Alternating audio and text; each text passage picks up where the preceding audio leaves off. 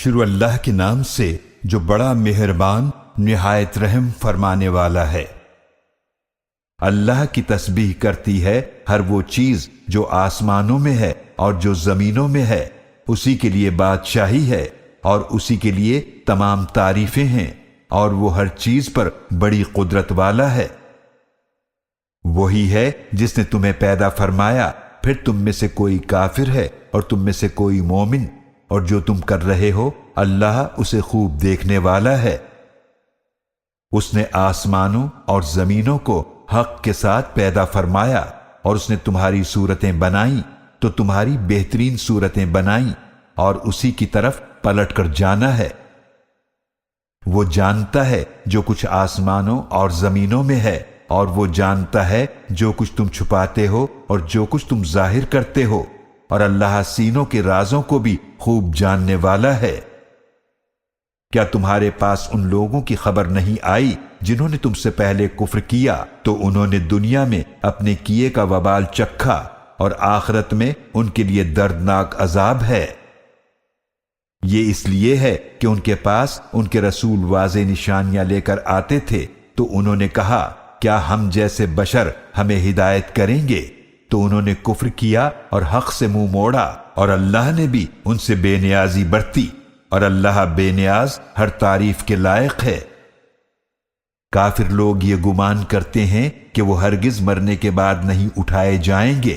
اے نبی صلی اللہ علیہ وآلہ وسلم، فرما دیجئے کیوں نہیں، میرے رب کی قسم تم ضرور اٹھائے جاؤ گے، پھر تمہیں ضرور بتایا جائے گا جو کچھ تم نے کیا، اور یہ اللہ پر بہت آسان ہے۔ تو ایمان لاؤ اللہ پر اور اس کے رسول پر اور اس نور پر جو ہم نے نازل کیا ہے، اور اللہ اس سے خوب باخبر ہے جو تم کرتے ہو۔ جس دن وہ تمہیں اکٹھا کرے گا جمع ہونے کے دن، وہی ہار جیت کا دن ہے، اور جو اللہ پر ایمان لائے اور نیک عمل کرے اللہ اس سے اس کی برائیاں دور کر دے گا، اور اسے ایسے باغات میں داخل فرمائے گا جن کے نیچے نہریں بہتی ہیں، وہ اس میں ہمیشہ رہیں گے۔ یہ بہت بڑی کامیابی ہے۔